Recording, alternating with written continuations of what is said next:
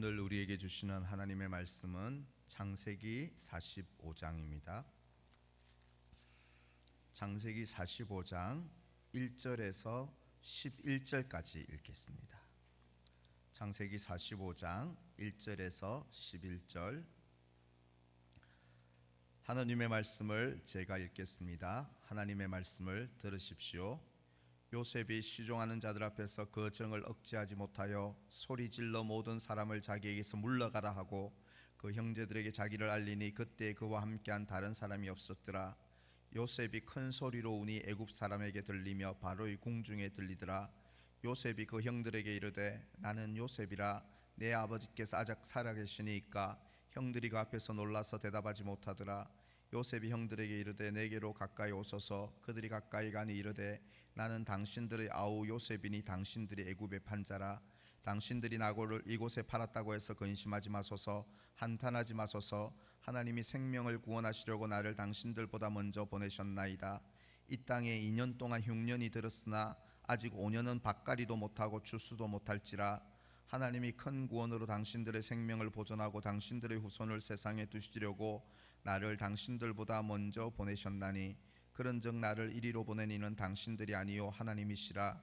하나님이 나를 바로에게 아버지로 삼으시고 그 온 집의 주로 삼으시며 애굽 온 땅의 통치자로 삼으셨나이다.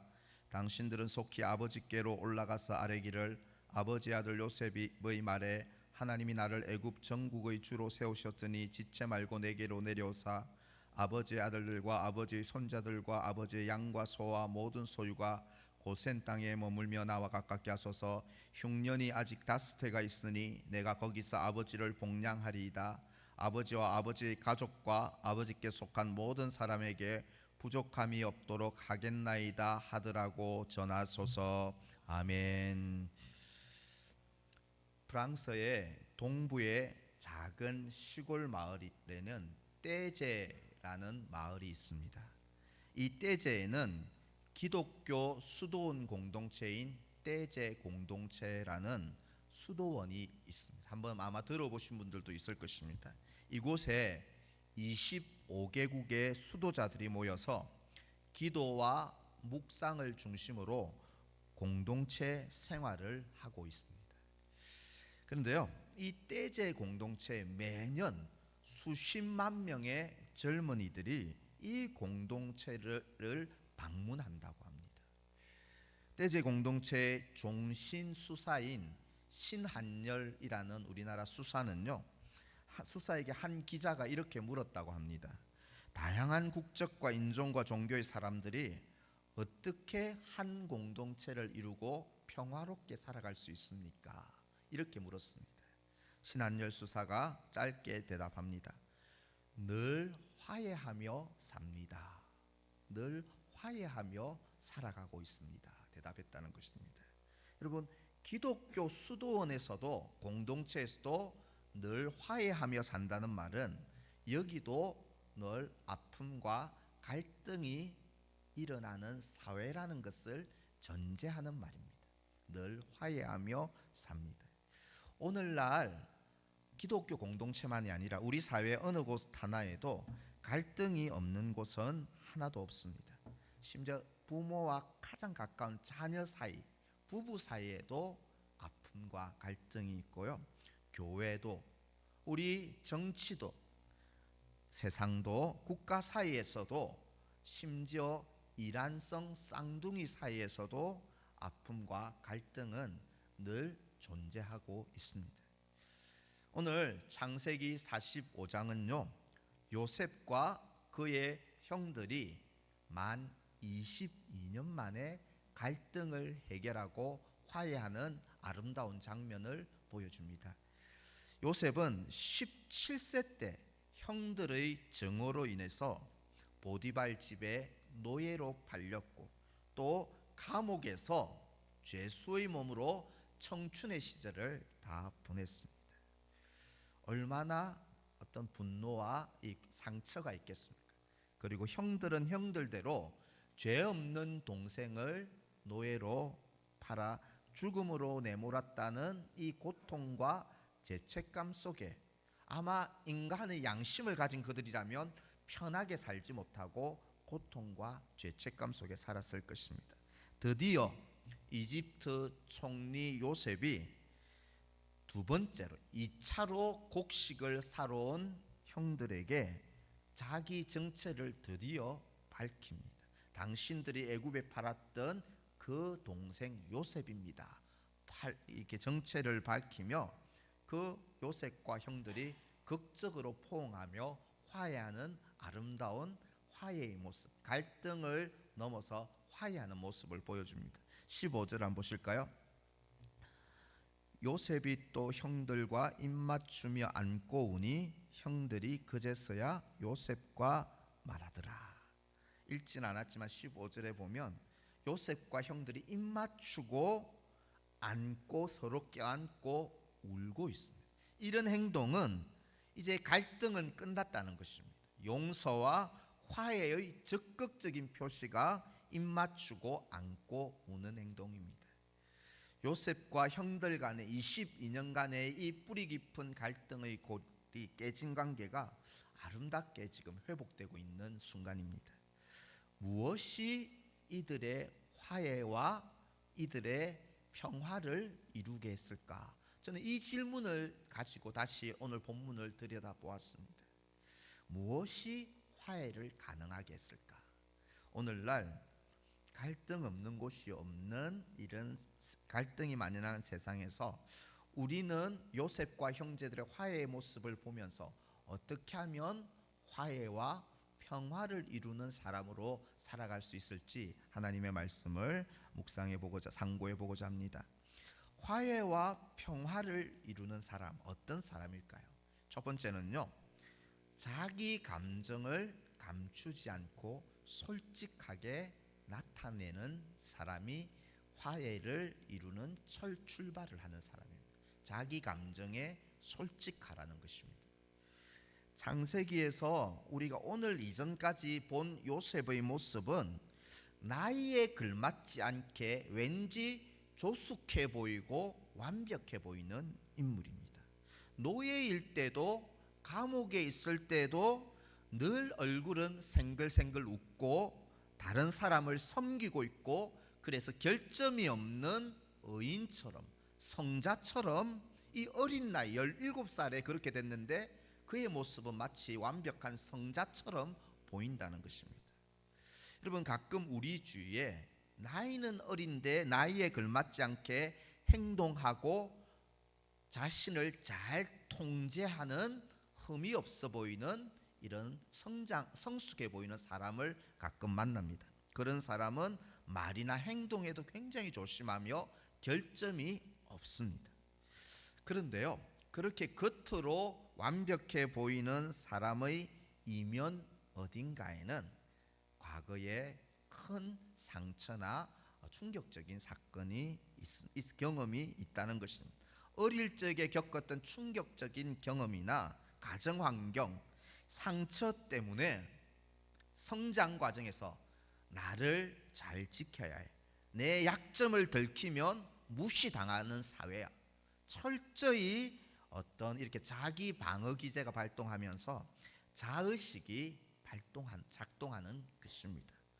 여러분, 요셉이 17세에서 지금 현재 총리로 됐을 때가 39세인데요. 22년인데 이 기간 아버지와 형들을 얼마나 그리워했겠습니까? 생신만 되면 고향이 얼마나 22년 동안 못 가본 그 아버지와 형제들이 얼마나 그리웠을까요? 다른 한편으로는 나를 이렇게 만든 형들에 대한 증오, 이런 가슴에 엉어리진 감정들이 때로는 그립기도 하지만 때로는 분노가 일어나는 이 복잡한 감정으로 아마 요셉이 이 감정들을 마음에 꾹꾹 눌러 담고 살았던 것 같습니다.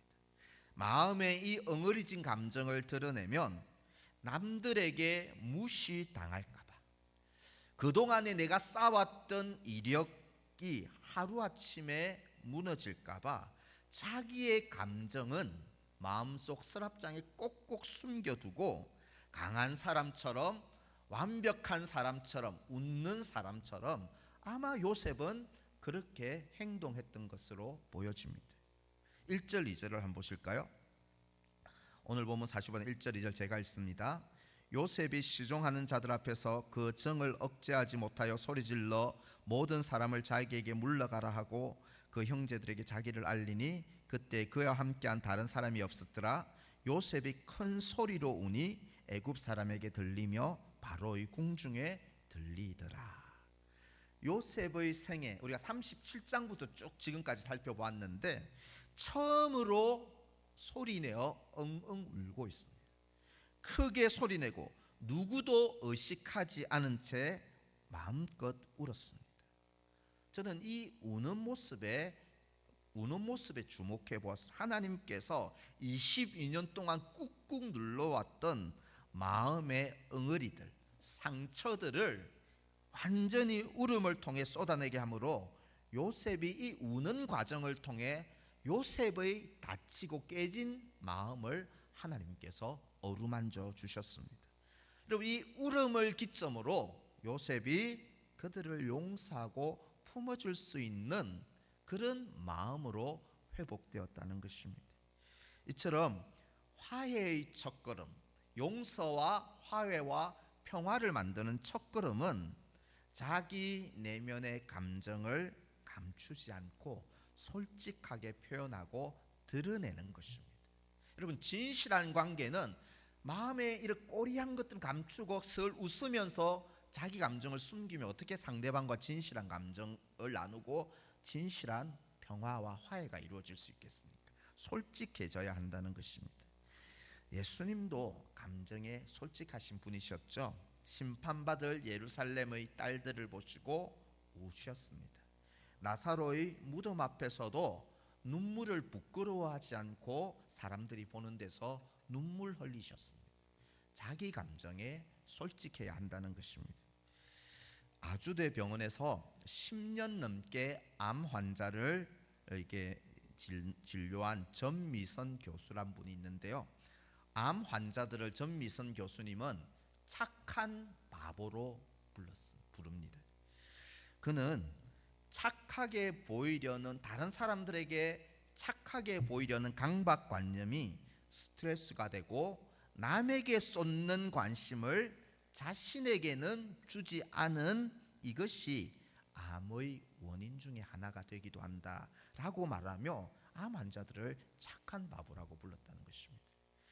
여러분, 자신의 감정은 깊이 숨기면서 착하게만 보이고 문제없게만 보이고 완벽하게만 보이려는 착한 바보 콤플렉스를 버려야 진실한 관계, 화해로 나아갈 수 있다는 것입니다.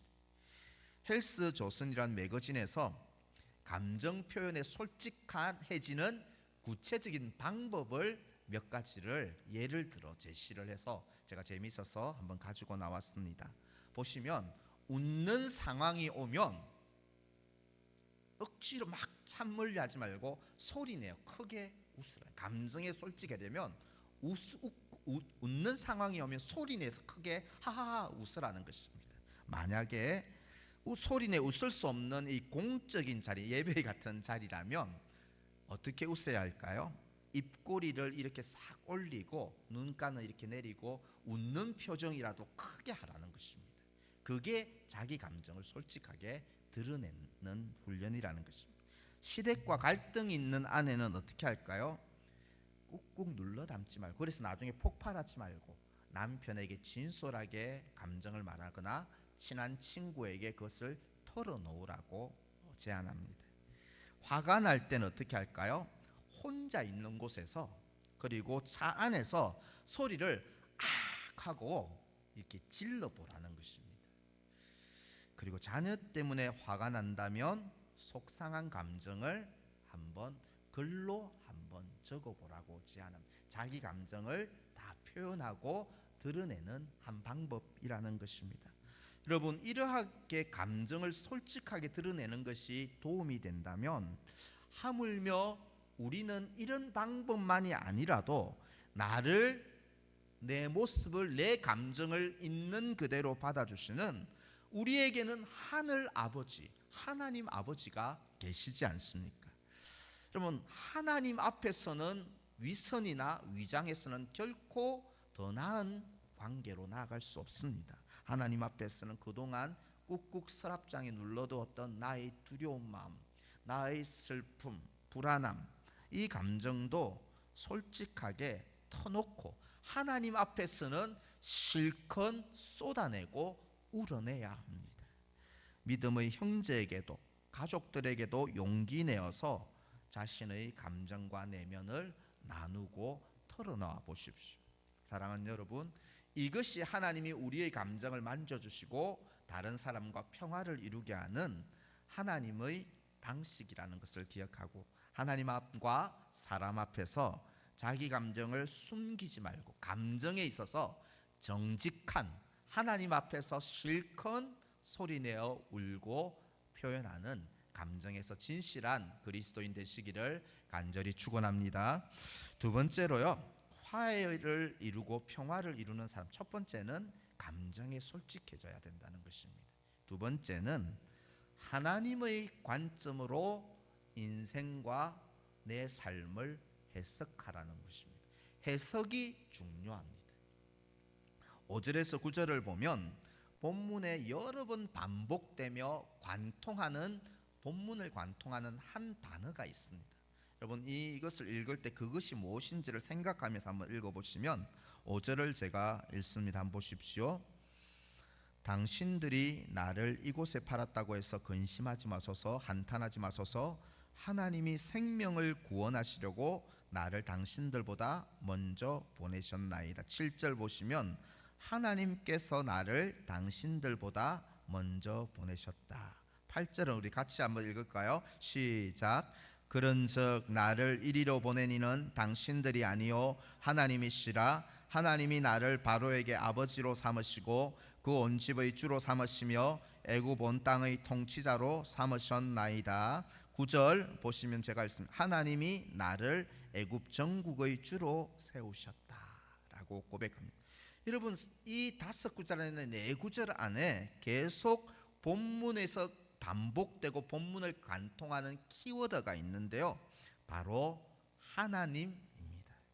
요셉은 내가 아니라 하나님이 하셨습니다 라고 형들 앞에 고백합니다. 요셉은 자신이 노예로 팔려 속된 말로 개고생을 한 이것이, 그리고 이집트로 간 그것이, 국무총리가 된 이것이 단순히 형들 때문에 된 일이 아니고 자신이 꿈 해몽 잘하는 자신의 지혜 때문도 아니요 하나님이 이 모든 일을 하셨습니다 라고 요셉은 해석합니다. 요셉이 형들에 대해서 원망과 저주함으로 그 22년의 인생을 망가뜨리지 않고요, 화해할 수 있었던 이유도 이 일을 형들 때문이 아니라 하나님이 하신 일로 관점을 그렇게 바라보았다는 것입니다. 하나님의 일로 믿었고 하나님의 관점으로 자기 상처와 인생을 바라보고 해석했다는 것입니다. 하나님이 하셨습니다. 바로의 집에 주로 세우시고 국무총리로 세우셨습니다. 하나님이 하셨습니다. 요셉이 그렇게 해석했다는 것입니다. 여러분, 이 해석을 듣자마자 형들이 안심하고 죄책감과 두려움에서 해방되고 요셉과 화해하는 일들이 하나님의 이 관점에 대한 요셉의 설교, 해석을 듣고 형들도 그것에 동의하게 된다는 것입니다. 해석이 중요하다는 것입니다. 여러분, AD 90년경 로마 황제는 도미티아누스인데요, 이 황제는 백성들에게 자신을 주님이라 부르고 하나님이라고 부르도록 했습니다. 이 명령을 거부했던 교회와 신자들을 대대적으로 박해한 인물이 도미티아누스입니다. AD 60년경에 네로 황제보다 더 심하게 박해했던 사람이 90년경에 도미티아누스입니다. 이 명령을 거부하는 자를 박해했는데요, 매매를 못하게 하고 가족들, 자녀들을 위협하고 채찍으로 때리고 말 안 들으면 감옥에 가두고 심지어 맹수의 밥으로 던지고 불로 태우는 화형 등으로 위협하고 그리스도인을 핍박했습니다. 이 시기에 이제 노사도가 된 예수님의 제자 요한이 요한계시록을 이 시기에 썼습니다. 요한계시록 1장 20절 2장 1절을 보면 요한은 자신이 본 환상을 이렇게 이야기하는데요. 요 화면에 있는 것 한번 같이 읽도록 하겠습니다. 시작. 네가 본 것은 내 오른손에 7별의 비밀과 또 7금촛대라. 7별은 7교회의 사자요 7촛대는 7교회니라. 오른손에 있는 7별을 붙잡고 7금촛대 사이를 거니시는 이가 이르시되 아멘. 요한은 성령에 이끌려 환상을 하나 보는데요. 오른손에 7별을 딱 붙잡고 있고 7금촛대 사이로 긴 세마포옷을 입고 걸어가는 한 사람, 7촛대 사이를 걸어가는 한 거룩한 사람을 요한이 봅니다. 그런데 요한은 이 7별이 그러면 뭐냐? 이 사람이 잡고 있는 7별이 뭐냐? 7교회의 사자들, 지도자들이라고 말합니다. 그러면 7촛대 사이를 그 사람이 거닐다고 했는데 7촛대는 무엇이냐? 요한은 7교회라고 그렇게 음성을 떴습니다. 여러분 보시면 이 말씀은 무슨 뜻일까? 지금 로마 황제가 교회를 말살하려 했고 그리스도인들을 가족들까지 잡아서 죽이려고 위협하는 이때 악이 마치 승리하고 교회가 망할 것처럼 보이는 이 순간에도 7별을 붙잡고 계신 예수님, 그의 사역자들을 당신의 오른손으로 붙잡고 있고 그분의 7은 7 완전수잖아요. 모든 지상의 교회를 말하잖아요. 그 교회를 주님이 막 산책하듯이 이 교회 사이를 7별을 붙잡고 다니고 계신다는 것입니다. 주님이 교회를 붙들고 계시고 성도들을, 고난받는 성도들을 붙들고 계시고 다스리고 있다는 것을 이런 환상을 통해서 요한에게 보여준 것입니다. 여러분은 교회를 어떤 시각으로 보십니까? 외양을 보고 규모를 보고 좋은 교회 안 좋은 교회 그렇게 보십니까? 성경이 계시하고 있는 이 요한계시록에서 가르쳐주고 있는 주님의 시각으로 바라보아야 합니다. 주님이 지금 손으로 당신의 사역자들을 붙들고 계시고 우리가 믿음의 눈을 떠서 자세히 보면 여러분 앉은 옆자리에 그리고 이 교회 사이를 주님께서 걸어 다니시며 우리와 함께 하시며 교회를 보호하시고 위험과 악에서 지키고 계신 하나님이, 주님이 이곳에 계심을 믿으시기를 바랍니다. 그래서요, 주님이 지금 교회 사이를 거닐고 계시고 교회를 포기하지 않기 때문에 교회는 반드시 승리하게 될 것입니다. 우리 교회는 반드시 복을 받을 줄 믿습니다. 옛말에요, 잘 되면 제 탓, 못 되면 누구 탓요? 조상 탓이라는 말이 있습니다. 우리는 일이 그래서 뜻대로 되지 않고 일이 꼬이고 고난이 있으면 가난한 부모, 이렇게 나를 낳아준 부모를 탓하고요, 나라를 이렇게 앉는 지도자와 정치인들을 탓하고 우리 사회를 탓하고 심지어 어떤 사람은 재수가 없어, 운이 나빠서 재수나 운명 탓으로 돌리기도 합니다. 여러분, 이렇게 인생을, 삶을 누구 탓으로 돌리는 것도 해석입니다. 이런 것 때문에 내가 이렇게 안 돼, 인과론적인 해석을 우리는 벌써 내리고 있습니다. 남 탓하고 누군가를 탓한다면 우리는 벌써 인생에 대해서 해석하고 있는 것입니다. 신앙은 바른 해석입니다. 인생과 세상을 단지 누구 탓으로 인과론적으로 보지 않고요, 운명이려니 운명론적으로도 우리는 보지 않습니다. 인생을 하나님의 관점에서, 선하신 하나님이 섭리하고 다스리신다는 하나님의 시각에서 모든 삶과 세상을 바라보고 해석하는 것이 신앙입니다. 여러분, 우리에게 지금 어떤 어려움과 걱정이 있습니까? 경제적 어려움이 있는 분들도 있을 것이고요, 건강의 문제, 가족 중에 누가 건강의 문제로 참 온 가족이 걱정하는 분들도 계실 거고, 또 자녀들의 장래일로 또 우리 청년들이 장래일로 참 두렵고 걱정하는 분들도 있을 것이고, 무엇보다 사람과의 관계 속에 깨지고 아파하며 살아가는 사람들이 있습니다.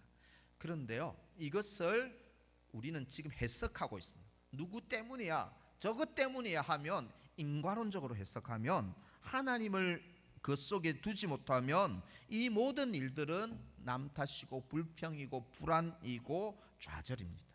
하지만 선하신 하나님이 나와 함께 하시고 다스리신다는 하나님의 섭리의 관점으로 인생을 바라보고 상처를 들여다보면 모든 일에 하나님의 섭리가 있고 하나님의 선하신 진행이 있고, 그렇기 때문에 모든 일에 우리는 감사하고 평안할 수 있고 희망을 가질 수 있습니다. 해석이 그래서 중요합니다. 성도 여러분, 부활하셔서 성천하신 주님은 하늘에서 성령 하나님을 우리 가운데 보내주셔서, 성령 하나님은 어제나 오늘이나 내일도 항상 우리와 함께 하시고 우리와 동행하심을 믿으시기를 바랍니다. 하나님이 함께 하신다면, 내 인생을 다스리신다면 반드시 고난을 기쁨으로 만드시고 악을 선으로 바꾸어 주실 것입니다. 그래서 우리는 항상 현상, 상처, 문제를 선하신 하나님의 관점으로 나와 세상을 바라보고 해석함으로써 낙심하지 맙시다. 어떤 형편에 있든지 낙심하지 않고 하나님의 관점으로 사람들을 선하게 대하며, 그리고 공동체와 이 사회 속에서 화해와 용서와 평화를 만들어가는 복된 서울남교 성도들 되시기를 축원합니다. 마지막으로 화해와 평화를 이루는 사람 어떤 사람일까? 감정에 솔직하라. 삶을 하나님의 시각으로 해석하라. 세 번째는 사람을 세우는 살림의 말을 하라는, 죽임의 말을 하지 말고 살리는 말, 살림의 말을 하라는 것입니다. 요셉이 정체를 밝히자 형들은 충격과 두려움으로 아무 말도 못하고 입이 얼어붙고 말았습니다. 우리가 상상해보면 감히 상상이 되지 않습니까? 5절에서 요셉은 그래서요, 근심하지 마소서, 한탄하지 마소서라면서 형들을 일단 안심시킵니다. 복수 안 합니다. 나를 그랬다고 보복 안 합니다. 근심하지 마시고 한탄하지 말라고 안심시킵니다. 그리고 이렇게 말합니다. 10절 11절 우리 본문을 우리 같이 보면서 같이 읽겠습니다. 10절 11절 같이 읽겠습니다. 아버지의 아들들과 아버지의 손자들과 아버지의 양과 소와 모든 소유가 고센 땅에 머물며 나와 가깝게 하소서. 흉년이 아직 5해가 있으니 내가 거기서 아버지를 복량하리이다. 아버지와 아버지의 가족과 아버지께 속한 모든 사람에게 부족함이 없도록 하겠나이다 하더라고 전하소서. 아멘. 요셉은 지금 7년 대흉년 기간 중에 2년이 지났고 아직 5년이 남아있는 이 기간에 아버지와 아버지의 아들들, 형들이 되겠죠. 즉 자기 형들과 그들의 온 가족까지 자기에게 가까운 고센 땅에 살면서 모든 생계를 다 부족함이 없도록 제가 책임지겠습니다. 안심하지 마시고 한탄하지 마시고 말로만 그런 것이 아니라 실제로 모든 생계까지 형들의 생계를 책임지고 부족함이 없겠다고 책임지겠다고 약속합니다. 여러분, 이 말이 있은 직후의 15절에 보면 요셉과 형들은 입맞추고 안고 얼싸안고 눈물로 진정한 화해를 이루게 됩니다. 만일 요셉이 이 만난 그 자리에서 아직도 내가 뭘 그리 잘못했나, 형님들 내가 뭘 그렇게 잘못했습니까? 내가 얼마나 죽도록 고생했는지 압니까? 내가 당한 만큼 돌려주게, 특히 형들 중에 주동자는 제가 용서 못합니다. 만약에 이런 언어를 말했다면 아마 진정한 눈물의 화해도 일어나지 않았을 것입니다. 무엇이 이들을 화해하겠는가? 생명을 주는 말, 살림의 말, 사랑의 말, 위로의 말, 희망을 주는 말, 사람을 세우는 그런 긍정적이고 살림의 말이 두려워하는 형들의 마음을, 죄책감에 빠진 형들의 마음을 안심시키고 진정한 화해를 이루겠다는 것입니다. 에베소서 4장 29절에 있어서 그래서 말의 중요성을 현대인의 성경 번역에서는 이렇게 말하는데요. 이 구절도 같이 한번 읽어주세요. 시작. 더러운 말은 입 밖에도 내지 말고 귀에 있는 대로 남에게 도움이 되는 유익한 말을 하십시오. 아멘. 여기서 평화를 만들고 화해를 이루는 사람의 시작은 말에서 시작되는 것을 알 수 있습니다. 남에게 유익을 주고 평화를 만들어내는 것이 지극히 작은 우리의 입술에서, 말 한마디에서 시작된다고 바울도 말합니다. 반면에 증오나 다툼과 분열과 원수됨도 이렇게 되는 것도 지극히 작은 말 한마디에서 그것이 출발한다는 것입니다. 그렇기 때문에 우리의 말은 얼마나 중요한지 모릅니다. 우리의 말이 달라지지 않으면 공동체나 사회의 평화와 화해는 불가능합니다. 욕하고 비난하고 모여 사는데 그 공동체가 평화롭고 은혜로울 수 있다고요? 절대로 그럴 수 없습니다. 말에서 화해와 용서와 평화는 시작되기 때문입니다. 요즘 인터넷과 스마트폰이 보편화되면서 사람들은 얼굴이 알려지지 않는다는 익명을 무기로 온갖 쓰레기 같은 말들을 써내고 댓글을 달고 가짜 정보를 유포합니다. 여러분, 사소한 말 한마디, 한 문장의 글로도 얼마든지 사람을 죽일 수 있고요. 우리가 TV에서 연예인들이나 BJ들이 보면 이 댓글 보다가 우울증에 빠지고 댓글 보다가 자살하는 일들이 종종 보지 않습니다. 말 한마디, 한 문장의 글로도 우리는 사람을 살릴 수도 있지만 죽일 수도 있는 힘이 말에 있습니다. 남에게 비난하고 거짓말하고 원망하고 욕설하고 저주가 가득한 우리의 입술이 변화되어야 화목할 수 있고 평화할 수 있고 은혜가 임하게 된다는 것입니다. 제가 한 영상을 보는데요. 조직에서, 큰 기업에서 이렇게 리드를 맡은 한 남자가 자기 기업의 대화 코칭 세미나를 열고 거기에 참석합니다. 대화 강사가요, 당신의 직원이나 가족 중에 칭찬할 만한 한 가지를 칭찬해 보십시오 하니까 이 리더가 그는 차갑게 직원 중에 칭찬할 게 하나도 없습니다. 가족들에게 있으면 하나도 없습니다.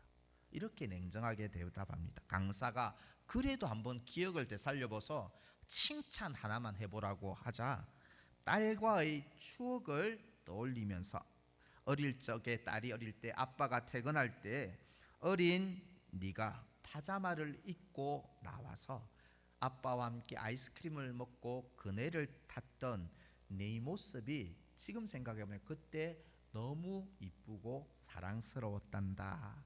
이렇게 딸에게 칭찬 카톡을 강사가 시키니까 이것을 떠올려서 적어 보냈습니다. 딸이 카톡을 읽은데 읽은 표시는 제로로 뜨는데 답장이 이 남자에게 4일 동안 답장이 없었다고 합니다. 실망하고 있는데 4일 만에 딸로부터 긴 문장의 답장을 받고 이것을 자랑한다고 대화 강사에게 자랑하는데요. 제목이 나를 살린 아빠에게 였다고 합니다. 아빠, 우울증으로 그날도 학교 생활이 너무 힘들고 너무 죽고 싶어서 학교에 안 가고 버스 정류장에 앉아 있었어. 그날 아빠의 카톡을 읽고 나도 그 추억이 생각나고 그 아빠의 카톡으로 큰 힘을 얻었어.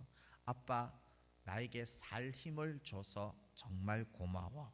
이 카톡을 받고 이 조직에 리드했던 남성이 펑펑 울고 대화 강사에게 이걸 나누면서 함께 얼싸안고 펑펑 울었다고 합니다. 아빠, 나를 살린 아빠에게 아빠 살 힘을 줘서 고마워. 성도 여러분, 말 한마디가 이렇게 관계를 화목하게 할 수도 있고 사람을 살릴 수도 있는 것이 우리의 말 한마디에 있습니다. 요즘 우리의 입술의 언어는 어떻습니까? 연약한 사람에게 힘을 주고 갈등 속에 놓인 사회나 공동체를 화해시키고 용서시키고 평화를 가져오는 사람을 살리는 살림의 말입니까? 우리 속에 행여나 사람을 죽이는 악하고 추한 말이 있다면 얼른 입을 닫고 사람을 세우는 살림의 말로 우리 속에 주신 소중한 가족들, 성도들, 이 사회에서 서로 화해와 평화를 만들어가는 그런 복된 서울남교회 모든 성도님들 되시기를 주님의 이름으로 간절히 축원합니다. 오늘 주신 말씀 붙잡고 우리 같이 한번 기도하며 나아갑시다. 화해와 평화를 이루는 사람은 하나님과 사람 앞에 솔직하게 감정을 드러내는 것입니다. 하나님과 사람 앞에 감정에 솔직하며 특별히 하나님 앞에 우는 신자가 되게 하여 주시옵소서. 감정이 풍성해지고 솔직해지는 신자가 되게 달라 첫 번째로 기도하고요. 내 삶을 인과율의 원리로 해석하지 않고 남 탓으로 해석하지 않고 선하신 하나님의 통치의 관점에서 내 삶과 상처를 바라보고 해석하는 그런 믿음의 해석력을 주옵소서. 내 입술에 용서와 화해와 축복의 말로 가족을 살리고 성도들에게 힘을 주고 사람을 살리는 살림의 말을 하는 복된 입술이 되게 하여 주옵소서. 그래서 평화 없는 세상과 공동체에 화해와 평화를 만들어가는 우리 서울남교회가 되고 모든 신자 우리가 되게 도와주시옵소서. 이런 제목으로 다 함께 한 2분 정도 합심으로 한번 기도합니다. 하나님 아버지 은혜와 사랑을 감사합니다. 죽임의 언어가 난무하는 이 세상 가운데 하나님 살림의 사람들이 될 수 있도록 도와주옵소서. 그동안 꼭꼭 감추어뒀던 내면의 감정들 하나님 앞에는 감추지 않게 하시고 또 진실하게 서로 나눔으로 말미암아 하나님 앞에 진실한 감정으로 나갈 수 있도록 도와주시옵소서. 내 삶을 남 탓으로만 인과율로만 운명으로만 보지 않게 하시고 하나님의 관점에서 올바로 해석하고 바라볼 수 있는 믿음을 가지고 해석력을 다하여 주옵소서. 내 입술에 용서하여 축복의 말로 사람을 살리는 살림의 공동체 살림의 말을 많이 할 수 있게 하여 주시고 하나님 앞에 화해와 평화를 만들어가는 저희 삶이 되고 우리 교회가 될 수 있도록 하나님이 역사하시고 하나님이 함께 하시옵소서. 하나님 도와주시고 평화와 화해와 용서를 이루는 아버지 은혜로운 공동체를 세워가는 우리 모든 백성들 우리 서울남교회 권속들 되게 도와주시옵소서.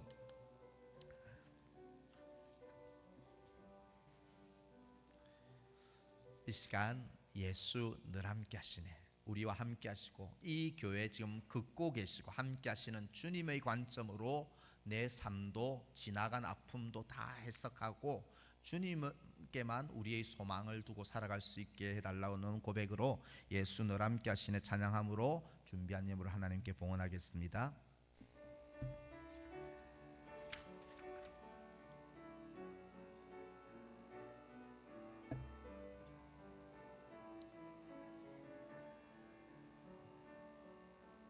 고단한 인생길 힘겨운 오늘도 예수 내 마음 아시네. 지나간 아픔도 마주할 세상도 예수 내 마음 아시네. 고단한 인생길 힘겨운 오늘도 예수 내 마음 아시네. 지나간 아픔도 마주할 세상도 예수 내 마음 아시네. 믿음의 눈 들어 주를 보리 이 또한 지나가리라. 아멘. 주어진 내 삶의 시간 속에 주의 뜻 알게 하루를 살아도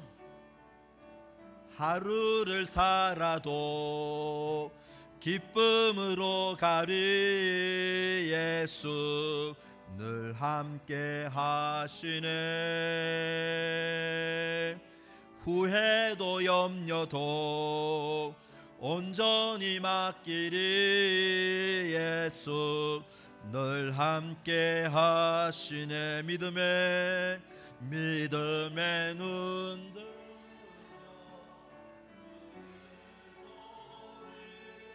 이 또한 지나가리라. 아멘. 주어진 내 삶의 시간 속에 주의 뜻 알게 믿음의 눈 들어 주를 보라. 믿음의 눈 들어 주를 보리. 이 또한 지나가리라. 주어진 내 삶의 시간 속에 주의 뜻 알게 하소서. 아멘. 하나님 아버지, 오늘도 우리에게 함께 하시는 주님이 우리의 기쁨이고 우리의 소망이고 우리의 힘인 것을 믿고 고백하며 감사를 드립니다. 예수 늘 함께 우리 교회에 계시고 우리 안에 계시고 우리 가정에 계시고 우리의 삶과 나라에 계신 줄 믿음으로 말미암아 믿음의 눈을 떠서 하나님의 다스리심을 바라보고 해석할 수 있는 믿음의 눈을 뜨게 하여 주시옵소서. 우리의 감정도 우리의 두려움도 주님께 온전히 솔직하게 내어 맡기는 진실한 그리스도인이 되게 하여 주시옵소서. 무엇보다도 우리의 입술로 사람을 살리고 사회를 살리고 공동체를 살리는 살림의 말을 많이 할 수 있도록 우리의 입술에 파수꾼을 세워주시고 복된 입술이 되게 도와주옵소서. 서울남계 모든 건속들 가는 곳곳마다 화해와 용서와 사랑과 평화를 꽃피우는 복된 화해의 사람들 되게 도와주시옵소서. 주님이 주신 은혜에 감사하며 소득의 11조와 주일헌금과 감사의 예물과 성교의 예물까지 주님 올려드립니다. 범사에 감사하며 특별히 구별하여 드린 이 모든 예물을 하나님 흠양하여 주시고 이 예물이 오병이어의 기적으로 더 많은 사람들에게 나누어지게 하여 주시고 교회가 이 예물로 든든히 서가게 도와주시옵소서. 주님께 한 주간도 늘 함께 동행하여 주심을 믿고 감사하오며 예수님 이름으로 기도하옵나이다. 아멘. 주 예수 그리스도의 은혜와 하나님 아버지의 사랑과 성령 하나님의 교통하심이 갈등이 가득한 사회에서 화해와 평화를 이루므로 평화의 하나님을 닮아갈 것을 결단하는 주님의 백성들 머리머리 위에 서울 남교회 위에 지금부터 영원토록 항상 함께 있을지어다. 아멘.